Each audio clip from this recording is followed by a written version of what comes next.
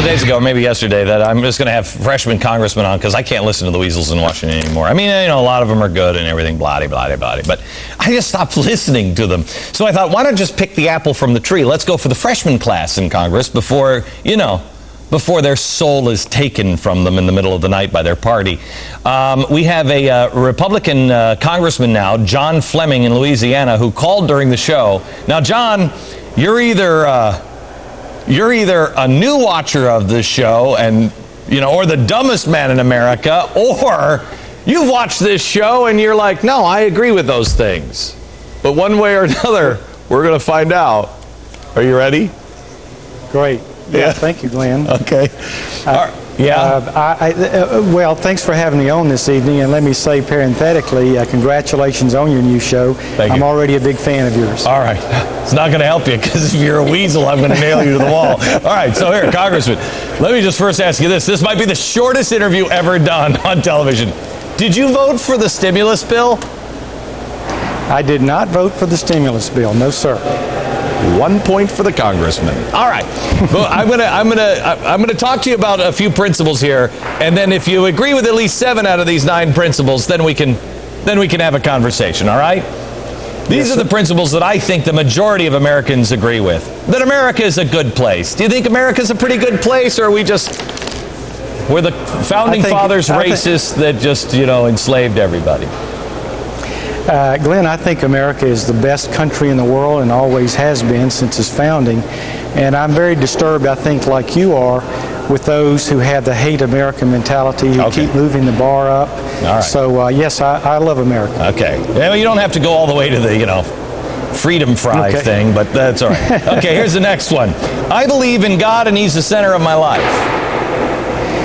Yes, I do, and I was saved. I accepted His Son as my Savior. I mean, I don't need to see your paperwork or anything.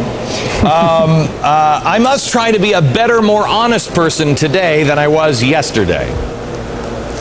Yes, I strive to do that daily and encourage others. Okay. You should encourage more of the people there that you work with. How about this one? The family is sacred, and I and my spouse are the ultimate authority under God when it comes to my family, not the government. I agree with that, and I believe the family is the most important unit, even above government itself. Okay, well, that's good. It's surprising to me that we feel like we actually have to say that today. If you break the law, you'll pay the penalty. Justice is blind, and no one is above it. I agree with that, and justice should be distributed evenly and fairly. Have you seen Charlie Rangel lately? Well, of course, you know that we made a motion to try to look into some affairs involving Congressman Rangel. He's had affairs, too? Well, not those kind of affairs. I mean financial affairs. Oh, okay. But I thought maybe somebody would care if it was happening with sex involved. No, I think not. No, we try to avoid those things. Okay, all right. How about this one? I have a right to life, liberty, and the pursuit of happiness, but that is not a guarantee of equal results. Yes, I would agree with that. We're all born with different gifts and different talents, Glenn. And while we should have all the same opportunities, we're never going to have the same results. Okay. I work hard for what I have, and I'll share it with others when I choose, if I choose, should I choose. The government can't force me to be charitable. I agree with that, but unfortunately these days and recently the government is forcing us to be charitable by confiscating our money through taxes and distributing wealth to others. What would you have done on the bailout bill? Before we get to the other ones, what would you have done on the bailout bill? What would you have cut that you know that you would have been called, you know, a hate monger, or you're starving children, or you're a racist, or whatever? What would you have cut?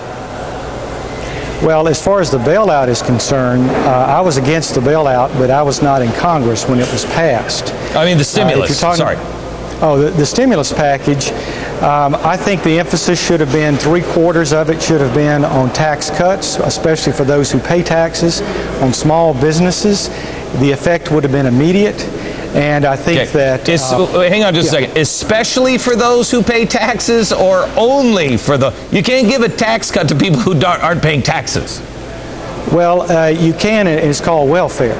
And unfortunately, the current stimulus bill has just that. Okay, all right, hang on. I've got 2 others, but I want to come back because I do want to talk to you about. The other 2 principles, but more importantly, what happened in Washington today and what the average person can do. Congressman Fleming will stay with us, and not just because he's a freshman on Capitol Hill, but also he's a doctor and a small business owner. What does he think about universal health care in the spending bill? What is that going to mean to you?